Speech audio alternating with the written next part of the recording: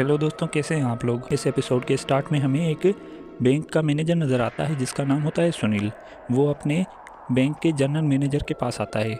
वो उससे पूछता है कि आपने मुझे यहाँ पर क्यों बुलाया। तो वो उसे बताता है कि बैंक से 5 लाख रुपए गायब हैं। तो सुनील उससे कहता है तो पुलिस को बुलाइए।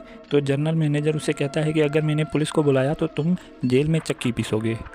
अब सुनील उससे कहता है कि ऐसा कैसे हो सकता है, मैंने जब कुछ किया ही नहीं तो मैं जेल में चक्की क्यों पीसूँगा। तो जनरल मैनेजर उसे बताता है कि तुमने इस काम में जिस केशर की मदद ली थी उसने तुम्हारा नाम बता दिया है। अब सुनील उससे माफ़ी मांगता है और कहता है कि मेरी मजबूरी थी। जिसके बाद जनरल मैनेजर उसे कहता है कि मुझे मालूम है कि तुम यहाँ पर कितने वक्त से काम कर रहे हो और मुझे पता है कि ज़रूर तुम्हारी कोई मजबूरी होगी, इसीलिए मैं तुम्हें 2 दिन का वक्त देता हूँ। तुम 5 लाख रुपए बैंक में जमा करवा दो तो हम कोई कानूनी कार्रवाई नहीं करेंगे। फिर वो उसे कहता है कि ठीक है, मैं 2 दिन में 5 लाख रुपए कहीं से भी लेकर आ जाऊंगा। फिर जनरल मैनेजर उसे धमकी देता है कि भागने की कोशिश मत करना वरना पुलिस तुम्हें कहीं से भी ढूंढ कर लाएगी। तो सुनील वहाँ से चला जाता है। अब वो अपने घर पर बैठा हुआ होता है। उसका एक दोस्त उसके साथ होता है। वो उससे पूछता है कि तुम आज परेशान क्यों हो। तो वो उसे बताता है कि यार कुछ वक्त पहले मुझे जुए की लत लग गई थी और मुझे एक आदमी ने बताया था कि इस रेस में ये घोड़ा जीतने वाला है। और फिर मैंने भी सोचा कि कब तक मैं बैंक की नौकरी करता रहूँगा, इसलिए मैंने बैंक से 5 लाख रुपए निकाल कर उस घोड़े पर लगा दिए, लेकिन वो घोड़ा हार गया।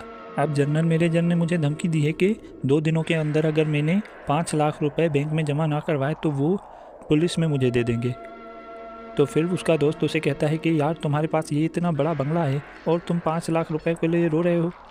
तो वो उसे कहता है कि ये बंगला भी मेरा नहीं है, ये मेरे एक दोस्त का है, अगर उसे पता चल गया तो मेरे सर से छत भी हट जाएगी। जिसके बाद सीन शिफ्ट होता है और वो रात के वक्त एक पुरानी हवेली में जा रहा होता है। फिर वो उस पुरानी हवेली के अंदर जाता है तो उसे वहाँ पर एक मूर्ति नज़र आती है। वो उस मूर्ति को घुमाता है तो एक खुफिया तिजोरी का दरवाज़ा खुल जाता है। फिर वो उसके अंदर जाता है तो उसे वहाँ पर एक छोटी सी तिजोरी मिलती है और उसके पास उस तिजोरी की चाबी होती है। फिर वो उसे खोलता है तो उसके अंदर बहुत सारे पैसे और जेवरात होते हैं। ये देखकर वो बहुत ज़्यादा खुश हो जाता है और पैसे उठाने लगता है। तभी वहाँ पर व्हील चेयर पर बैठा एक आदमी आ जाता है।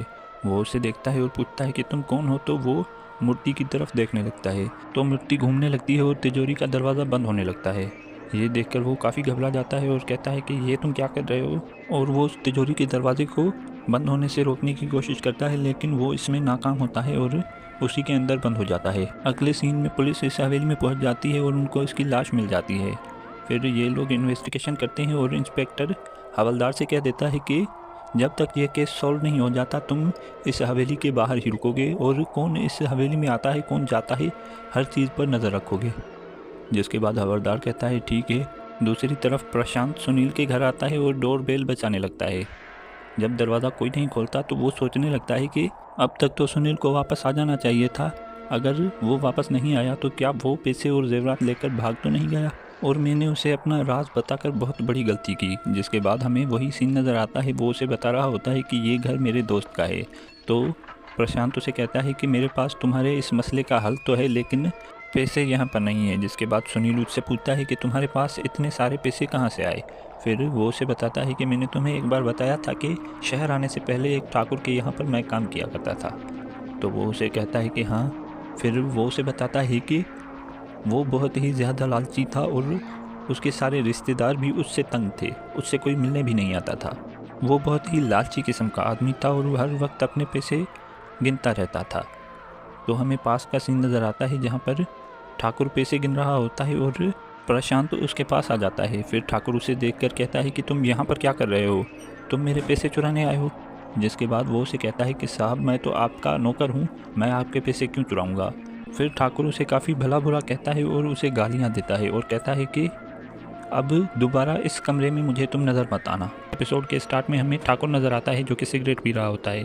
तभी उसके पास प्रशांत आता है और वो उसे कहता है कि ठाकुर साहब मुझे आपसे एक बात करनी है। फिर ठाकुर उसे कहता है कि छुट्टी चाहिए तो नहीं मिलेगी, आज मेरे कुछ मेहमान आने वाले हैं।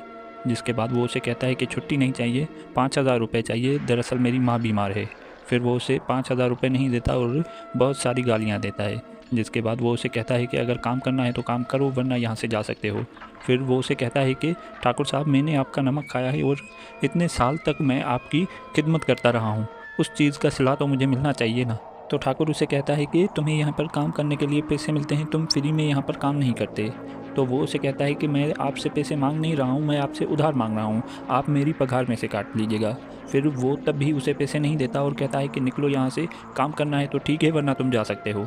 फिर वो वहाँ से चला जाता है और जब रात हो जाती है तो वो ठाकुर को मारने के बारे में सोचता है। अब अगले दिन वो उसे टहलवाने छत पर लेकर जाता है तो वो उसे छत से नीचे फेंक देता है।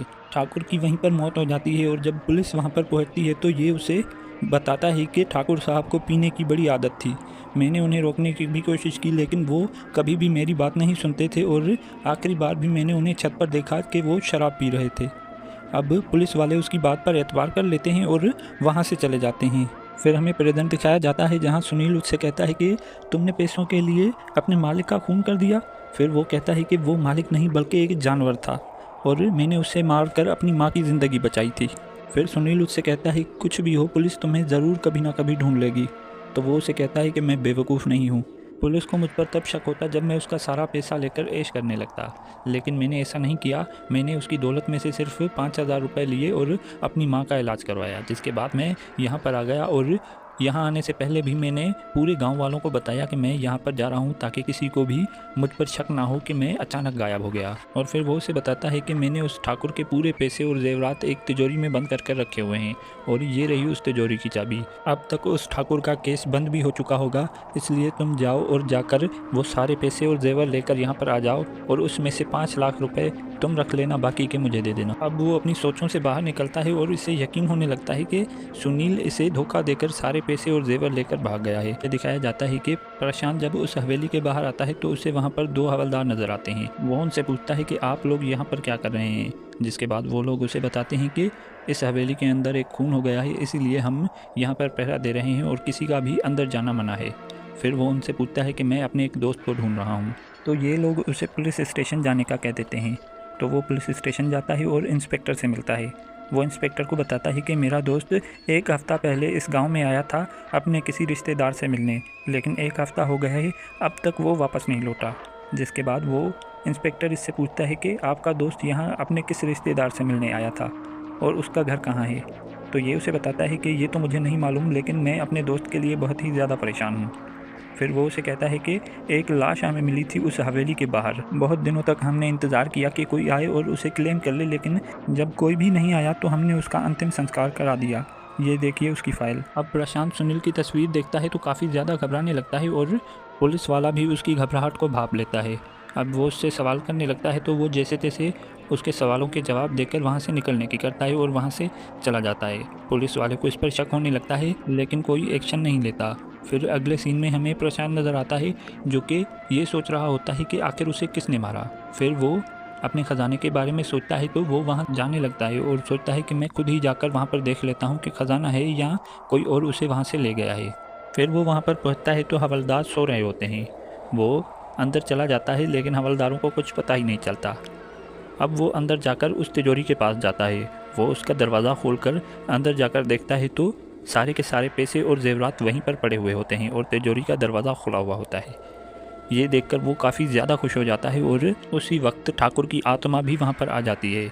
फिर वो जैसे ही ठाकुर की आत्मा को देखता है तो वो उसे कहता है कि ये कैसे हो सकता है, तुम्हें तो मैंने मार दिया था, तुम जिंदा कैसे हो सकते हो। फिर वो काफ़ी डर जाता है और वहाँ से भागने लगता है। वो भागते हुए ऊपर आ जाता है और उसी जगह पर आ जाता है जहाँ पर उसने ठाकुर को नीचे धक्का दिया था। फिर ठाकुर उसके पास आ जाता है और वो भी उसे वहीं से धक्का देकर मार देता है। और फिर पुलिस वाला वहाँ पर आता है और इस डेड बॉडी की भी इन्वेस्टिगेशन करने लगता है और यहीं पर यह एपिसोड एंड हो जाती है। दोस्तों यहाँ पर आप एक पाकिस्तानी ड्रामा हकीकत को देख सकते हैं और इस तरफ देखिए एक Indian horror drama the G horror show, और इस तरफ देखिए ईश्वर कोये की एक कहानी इंतज़ार के कुछ एपिसोड। वीडियो को लाइक, शेयर और कमेंट करना ना भूलें। Thanks for watching. और हाँ, चैनल को सब्सक्राइब भी कर देना।